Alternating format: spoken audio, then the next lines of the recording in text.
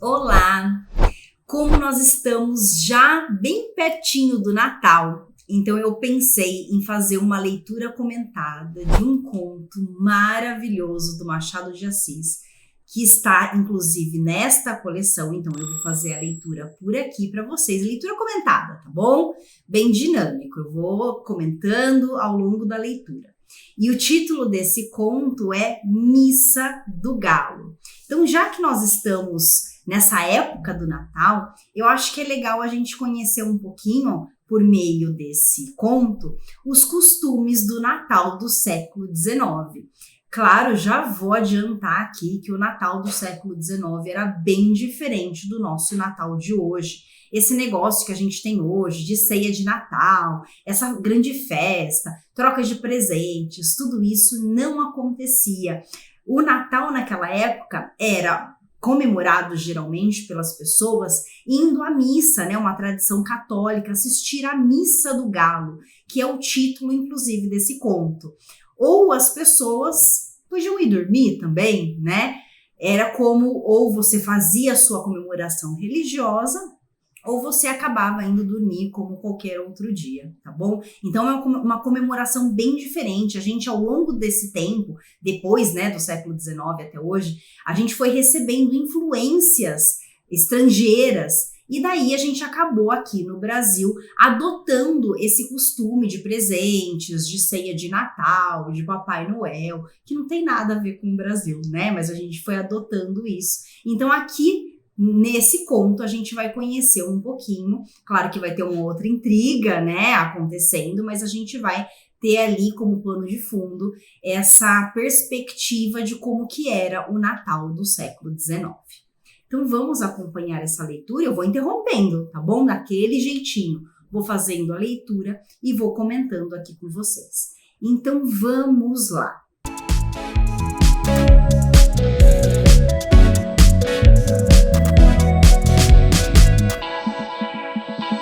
Nunca pude entender a conversação que tive com uma senhora. Há muitos anos, contava eu 17, ela 30. Era noite de Natal.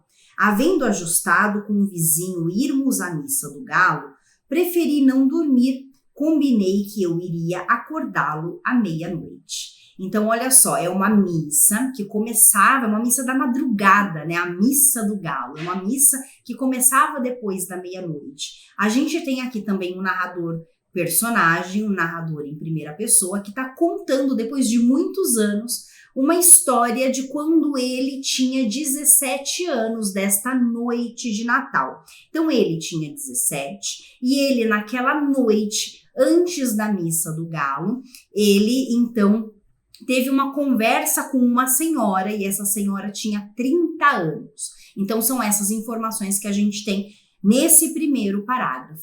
Então, ele diz que ele preferiu não dormir, né? Entre o jantar e a missa do galo, ele preferiu não dormir, ele preferiu ficar acordado para esperar o horário da missa. Continuando. A casa em que eu estava hospedado era do escrivão Menezes, que fora casado em primeiras núpcias com uma das minhas primas. A segunda mulher, Conceição, e a mãe desta acolheram-me bem quando vim de Mangaratiba para o Rio de Janeiro, meses antes, a estudar preparatórios. Vivia tranquilo naquela casa assobradada da Rua do Senado, com os meus livros, poucas relações, alguns passeios. A família era pequena, o escrivão, a mulher, a sogra e 2 escravas. Costumes velhos. Às 10 horas da noite, toda a gente estava nos quartos. Às 10h30, a casa dormia. Nunca tinha ido ao teatro e mais de uma vez, ouvindo dizer ao Menezes que ia ao teatro, pedi-lhe que me levasse consigo. Nessas ocasiões, a sogra fazia uma careta e as escravas riam a socapa. Ele não respondia, vestia-se, saía e só tornava na manhã seguinte. Mais tarde é que eu soube que o teatro era um eufemismo em ação. Menezes trazia amores com uma senhora separada do marido e dormia fora de casa uma vez por semana.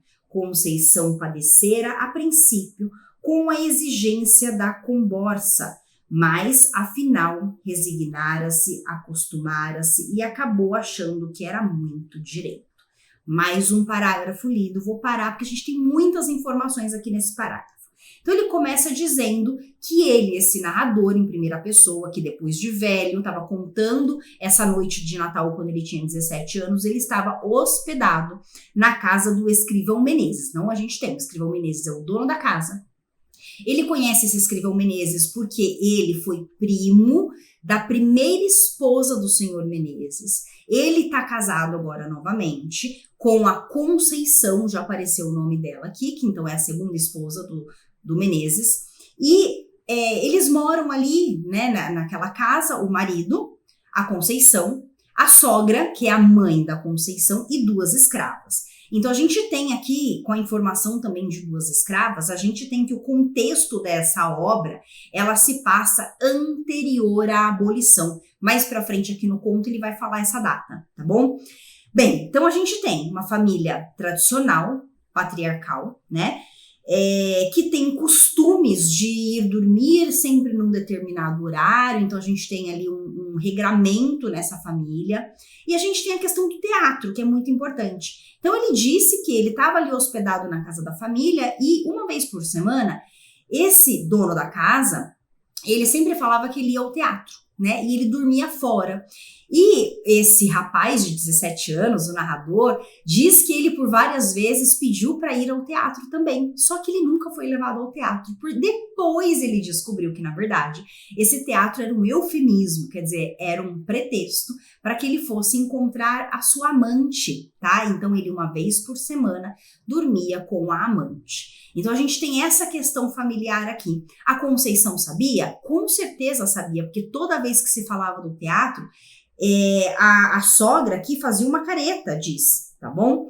Então a família sabia dessa amante, mas precisava aceitar, né? Vamos pensar, a gente tá lá no século XIX, nesse contexto, uma mulher submissa, uma mulher separada era mal falada na sociedade, tanto que ele vai visitar essa amante dele, é uma mulher separada. Então a mulher separada tinha todo aquele estigma, tá? Vamos pensar sempre no contexto. Hoje algumas coisas parecem absurdas, né? Mas a gente está num outro momento, tá bom? Então vamos continuar. Boa Conceição chamavam-lhe a Santa. Então agora ele vai falar nesse parágrafo sobre essa segunda esposa, a Conceição. E fazia jus ao título. Tão facilmente suportava os esquecimentos do marido. Em verdade, era um temperamento moderado, sem extremos, nem grandes lágrimas, nem grandes risos. No capítulo do trato, dava para a maometana, aceitaria um harém com as aparências salvas. Deus me perdoe se a julgo mal. Tudo nela era atenuado e passivo, o próprio rosto era mediano, nem bonito nem feio, era o que chamamos de uma pessoa simpática. Não dizia mal de ninguém, perdoava tudo, não sabia odiar, pode ser até que não soubesse amar. Então olha que curioso, né? A descrição dessa Conceição, dessa segunda esposa. Era uma mulher muito pacata, nem bonita nem feia, simpática, muito pacata, tudo perdoava. Quer dizer, era uma mulher bem apagada, bem apática. E, gente, é com essa mulher, com essa Conceição, que lá no primeiro parágrafo, ele disse que ele teve uma conversa, tá? Então ele vai resgatar esse momento. Naquela noite de Natal, foi o escrivão ao teatro. Vamos pensar que esse marido, ele foi ao teatro, isto é, foi encontrar a sua amante e dormir com a amante justamente na noite de Natal. Para vocês entenderem que a noite de Natal, naquela época, não tinha todo aquele glamour, né, que existe hoje nas nossas comemorações atuais. Então, as famílias, elas ou iam à missa, e se escolhiam não ir à missa, acabavam dormindo cedo, tá? Então ele decidiu ir ao teatro, porque ele sabia que a esposa, a sogra, todo mundo ia dormir. Na verdade, ele foi encontrar a amante na noite do Natal. Era pelos anos de 1861 ou 1862, então resgatando aquela informação que a gente teve sobre as escravas, né? Sim, anterior à abolição. Eu já devia estar em Mangaratiba, em férias, mas fiquei até o Natal para ver a missa do galo na corte. Quer dizer, esse narrador, ele morava no interior, né? E ele queria, então, fazer parte dessa missa da corte. A família recolheu-se à hora do costume, eu meti-me na sala de frente, vestido e pronto. Dali passaria ao corredor da entrada e sairia sem acordar ninguém. Tinha 3 chaves à porta. Uma estava com o escrivão, eu levaria a outra, a terceira ficava em casa. Mas, senhor Nogueira, que fará você todo esse tempo? Perguntou-me a mãe de Conceição. Bom, aqui a gente conheceu então o nome do narrador, senhor Nogueira. Leio, dona Inácia. Inácia, a mãe da dona Conceição, tá? Da esposa, tá bom? A sogra, né? Então, por quê? Porque ele decidiu ficar na sala, acordado, até a meia-noite para esperar o horário da missa do galo, né? Então, ela estranhou, falou, nossa, você vai ficar todo esse tempo aí na sala sem fazer nada. Lembrando, gente, não tinha televisão, né? Daí ela pergunta, o que você vai ficar fazendo? Não tinha internet, não tinha celular, né? Para se distrair. E ela fala, o que você vai ficar fazendo todo esse tempo? E ele responde, vou ler. Ok. Tinha comigo um romance, Os Três Mosqueteiros. Velha tradução, creio que do Jornal do Comércio. Sentei-me à mesa que havia no centro da sala e à luz de um candeeiro de querosene, enquanto a casa dormia, trepei ainda uma vez ao cavalo magro de D'Artagnan e fui minhas aventuras. Dentro em pouco estava completamente ébrio de Dumas. Os minutos voavam, ao contrário do que costumam fazer quando são de espera. Ouvi bater 11 horas, mas quase sem dar por elas um acaso. Entretanto, um pequeno rumor que ouvi dentro veio acordar-me da leitura. Eram uns passos no corredor que ia da sala de visitas à de jantar. Levantei a cabeça, logo depois vi assomar à porta da sala o vulto de Conceição. Então ele ficou lendo o livro dos Três Mosqueteiros, certo? Um livro de aventura. Lembrando, ele tinha 17 anos, né? É claro, gente, Os Três Mosqueteiros deve ser lido por qualquer pessoa em qualquer idade, mas vamos pensar por que o Machado de Assis colocou esse livro, Os Três Mosqueteiros, para ser lido por um rapaz de 17 anos, porque é um livro de aventuras. A escolha desse livro diz muito sobre as escolhas da própria pessoa, né? Então, é um rapaz que gosta provavelmente de aventuras. Então, ele casa, né, essa escolha com o comportamento do próprio personagem. Ainda não foi? Perguntou ela. Não fui. Parece que ainda não é meia-noite. Que paciência! Conceição entrou na sala, arrastando as chinelinhas da alcova. Vestia um roupão branco, mal apanhado na cintura. Sendo magra, tinha um ar de visão romântica, não disparatada com o meu livro de aventuras. Fechei o livro, ela foi sentar-se na cadeira que ficava defronte de mim, perto do canapé. Como eu lhe perguntasse se a havia acordado, sem querer, fazendo barulho, respondeu com presteza, não, qual, acordei por acordar. Então ele, enquanto ele estava ali na leitura, quem chega na sala? A Conceição, tá? Então ele desperta do livro, para de ler o livro e fala com ela. Ele achou até que ele tivesse feito algum barulho para acordá-la, né? Mas ela disse que não, que ela acordou por acordar. Fitei-a um pouco e duvidei da afirmação. Os olhos não eram de pessoa que acabasse de dormir, pareciam não ter ainda pegado no sono. Essa observação, porém, que valeria alguma coisa em outro espírito, depressa a botei fora, sem advertir que talvez não dormisse justamente por minha causa e mentisse para me não afligir ou aborrecer. Já disse que ela era boa boa no sentido assim, né? Ela era muito boazinha, ela perdoava tudo. Então ele fala, ou eu fiz algum barulho e acordei, ou ela ainda nem dormiu, né? Mas talvez ela tenha mentido porque ela não quer mostrar para mim que eu fiz algum barulho e que acabei fazendo com que ela acordasse. Mas enfim, continuando. Então agora vai entrar no diálogo. Lembrando que lá no primeiro parágrafo do livro, do conto, né? Ele começa dizendo que, ele começa assim, ó, nunca pude entender a conversação que tive com uma senhora. Então a partir de agora a gente vai acompanhar essa conversação. Vamos lá. Mas a hora já há de estar próxima, disse eu, a hora de ir à missa, tá? Que paciência sua de esperar acordado enquanto o vizinho dorme e esperar sozinho. Não tem medo de almas de outro mundo? Eu cuidei que se assustasse quando me vi. Quando ouvi os passos, estranhei, mas a senhora apareceu logo. Que é que estava lendo? Não diga, já sei, é o Romance dos Mosqueteiros. Justamente, é muito bonito. Gosta de romances? Gosto. Já leu A Moreninha? Do Doutor Macedo? Tenho lá em Mangaratiba. Eu gosto muito de romances, mas leio pouco por falta de tempo.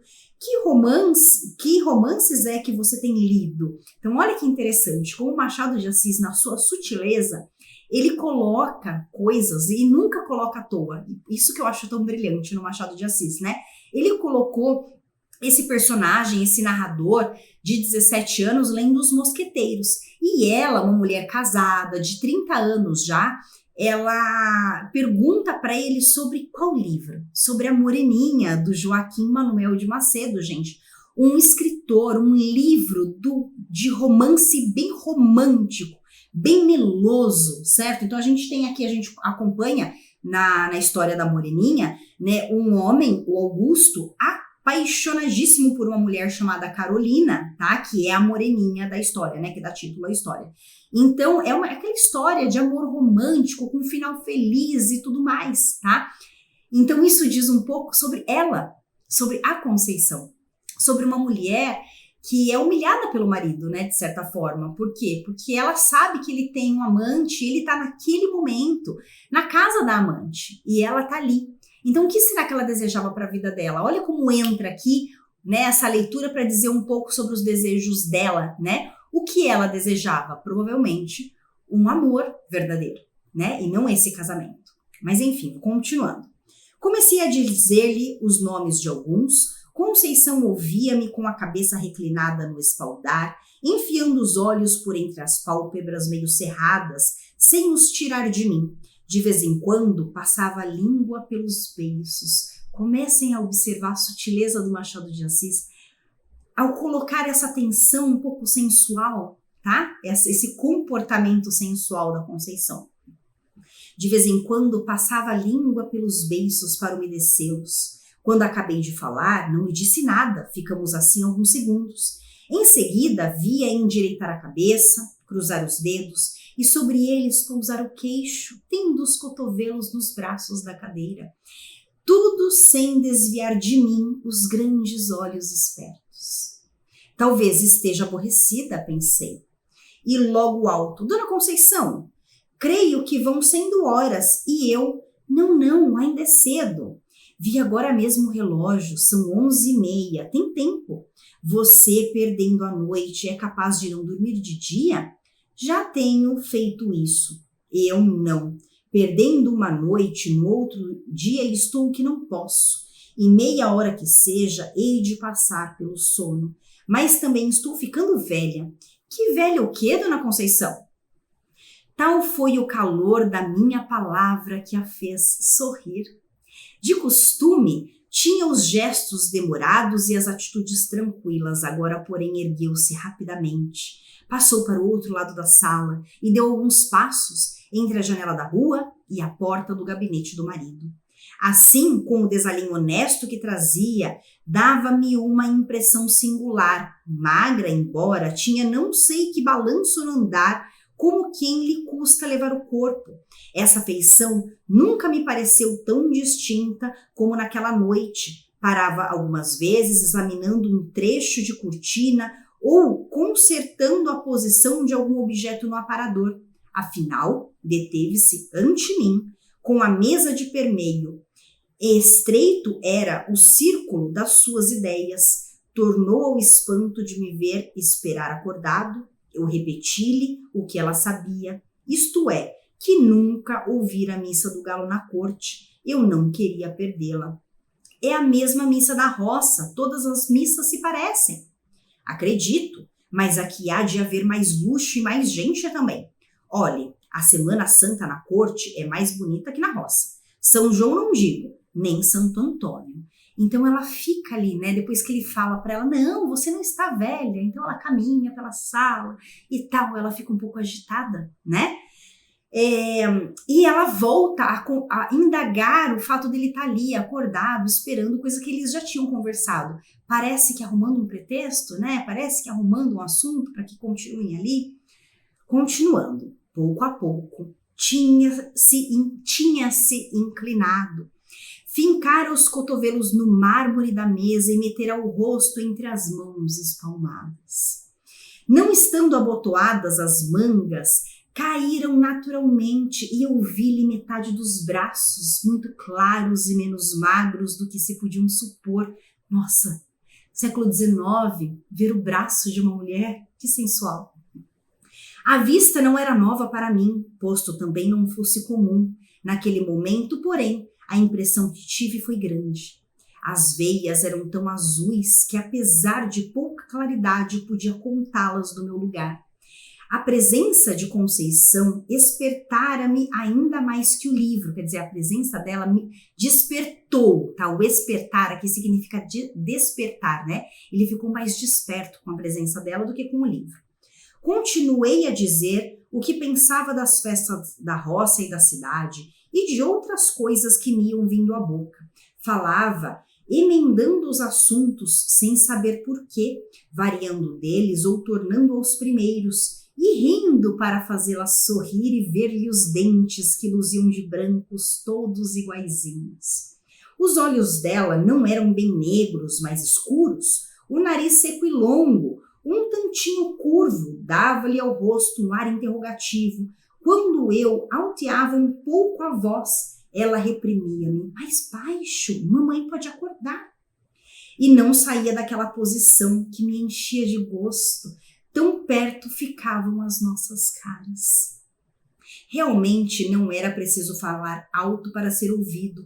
Cochichávamos os dois, eu mais que ela, porque falava mais. Ela às vezes ficava séria, muito séria, com a testa um pouco franzida, afinal cansou, trocou de atitude de lugar, deu volta à mesa e veio sentar-se do meu lado no canapé.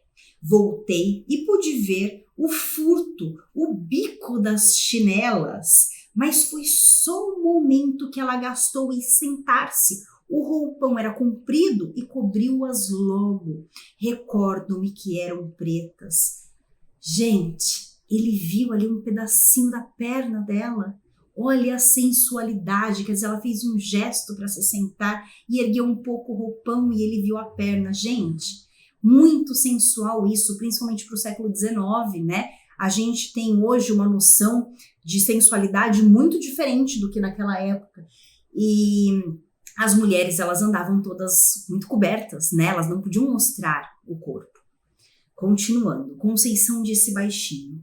Mamãe está longe, mas tem o sono muito leve. Se acordasse agora, coitada, tão cedo eu não pegava no sono. Eu também sou assim. O quê? Perguntou ela, inclinando o corpo para ouvir melhor. Fui sentar-me na cadeira que ficava ao lado do canapé e repeti a palavra. Riu-se da coincidência, também ela tinha o sono leve. Eram os 3 sonos leves. Há ocasiões em que sou como mamãe. Acordando, custa-me dormir outra vez. Rolo na cama à toa, levanto-me, acendo vela, passeio, torno a deitar-me e nada. Foi o que lhe aconteceu hoje. Não, atalhou ela. Não entendi a negativa. Ela pode ser que também não a entendesse. Pegou das pontas do cinto e bateu com elas sobre os joelhos, isto é, o joelho direito, porque acabava de cruzar as pernas. Depois referiu uma história de sonhos e afirmou-me que só tivera um pesadelo em criança. Quis saber se eu os tinha. A conversa reatou-se ainda lentamente, longamente, sem que eu desse pela hora nem pela missa. Quando eu acabava uma narração ou uma explicação, ela inventava outra pergunta ou outra matéria e eu pegava novamente na palavra. De quando em quando reprimia-me. Mais baixo, mais baixo. Havia também outras pausas. 2 outras vezes pareceu-me que via dormir com os olhos cerrados por um instante. Abria-se logo sem sono nem fadiga, como se ela os houvesse fechado para ver melhor. Uma dessas vezes, creio que deu por mim embebido em sua pessoa, quer dizer, ela fecha os olhos e ele fica ali olhando para ela, admirando, e quando ela abre, ela vê que ela está sendo admirada, né? E lembra-me que os tornou a fechar, não sei se apressada ou vagarosamente. Há impressões desta noite que me aparecem truncadas ou confusas. Contradigo-me, atrapalho-me. Uma das que ainda tenho frescas é que, em certa ocasião, ela que era apenas simpática, ficou linda, ficou lindíssima. Estava de pé, os braços cruzados. Eu, em respeito a ela, quis levantar-me. Não consentiu, pôs uma das mãos no meu ombro e obrigou-me a estar sentado. Cuidei que ia dizer alguma coisa, mas estremeceu como se tivesse um arrepio de frio. Voltou as costas e foi sentar-se na cadeira, onde me achara lendo. Dali, relanceou a vista pelo espelho que ficava por cima do canapé, falou de 2 gravuras que pendiam da parede. Então, vocês estão observando que essa sensualidade ela está aumentando, né? Eles vão se olhando, ele vê o braço, depois as pernas, o sorriso dela, e ele começa a admirá-la, né? Em sua beleza. Lembrando, ele tem apenas 17 anos e ela tem 30, né? E consegue causar essa reação nesse menino de 17 anos, né? Estes quadros estão ficando velhos. Já pedi a Chiquinho para comprar outros. Chiquinho é o nome do marido, tá? A gente conheceu ele pelo seu sobrenome, né? Aqui no início diz Escrivão Menezes, né? Pela sua função, né? Pela sua profissão e pelo seu sobrenome. Agora a gente conhece aqui o primeiro nome dele. Talvez Francisco, né? O apelido Chiquinho.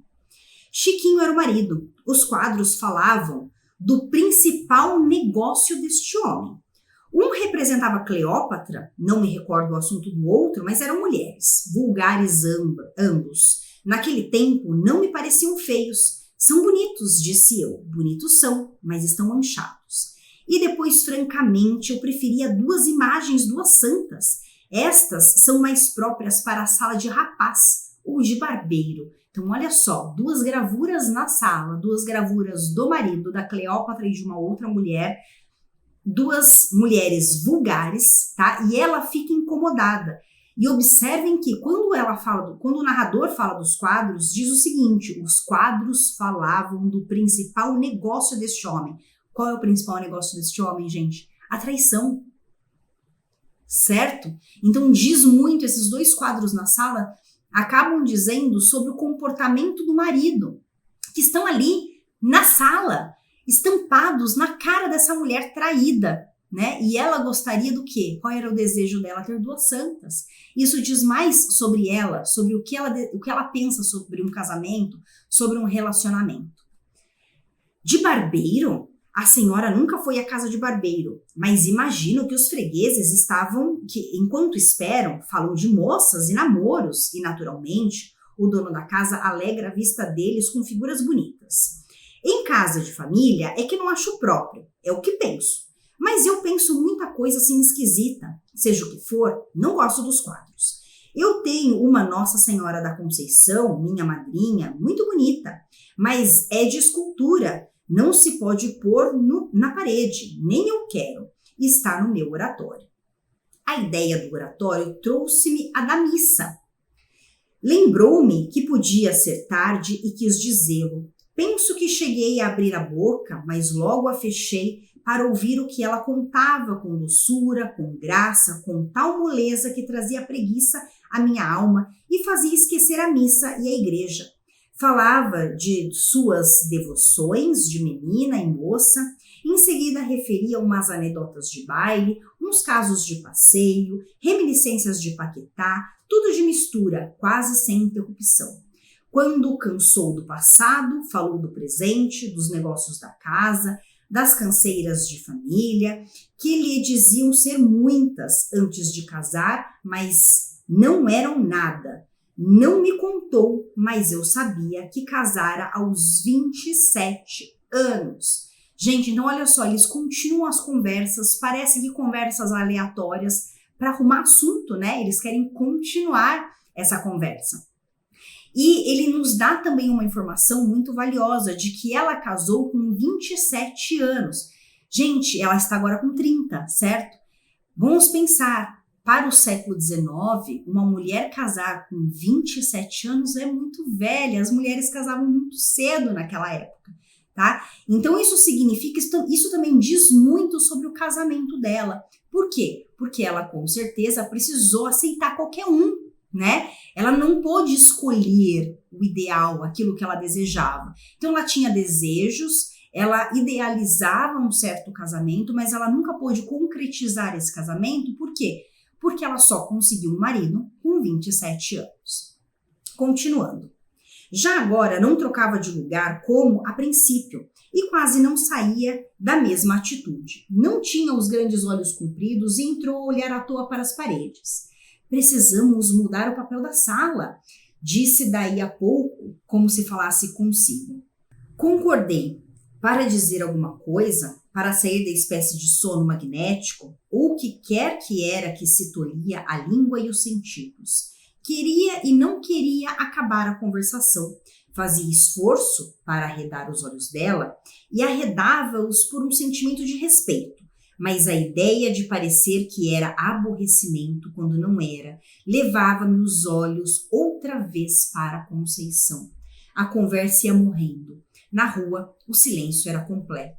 Então ele estava cada vez mais envolvido. Ele entendeu que aquela mulher era muito interessante, que antes era tão pacata, tão apática, tão nada, né? Foi a descrição que a gente teve da Conceição no início do conto, mas que depois dessa conversa algo mudou. Ele entendeu que essa mulher era muito interessante, que ela tinha muita coisa dentro dela, além da beleza, claro. Chegamos a ficar, por algum tempo, não posso dizer quanto, inteiramente calados. O rumor único e escasso era um roer de camundongo no gabinete que me acordou daquela espécie de sonolência. Quis falar dele, mas não achei modo. Conceição parecia estar devaneando. Subitamente, ouvi uma pancada na janela, do lado de fora, e uma voz que bradava, "Missa do Galo, Missa do Galo!"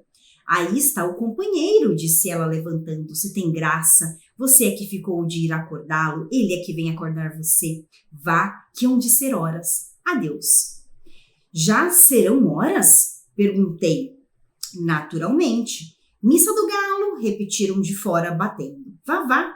Não se faça esperar. A culpa foi minha. Adeus, até amanhã." Então, quer dizer, ele ficou tão envolvido ali naquela conversa que ele tinha combinado com o vizinho de ir chamar o vizinho, mas na verdade o vizinho acabou, né, indo chamar o narrador, porque ele acabou perdendo a hora, né? Ficou muito envolvido ali nessa conversa. E agora, gente, vamos para o último parágrafo do conto, tá bom? E depois, claro que eu vou fazer alguns comentários. E com o mesmo balanço do corpo, Conceição enfiou pelo corredor dentro, pisando mansinho. Saí à rua e achei o vizinho que esperava. Guiamos dali para a igreja. Durante a missa, a figura de Conceição interpôs-se mais de uma vez entre mim e o padre. Fiquei isto à conta dos meus 17 anos. Quer dizer, durante a missa, a imagem da Conceição voltava na cabeça dele. Na manhã seguinte, ao almoço, falei da Missa do Galo e da gente que estava na igreja, sem excitar a curiosidade de Conceição.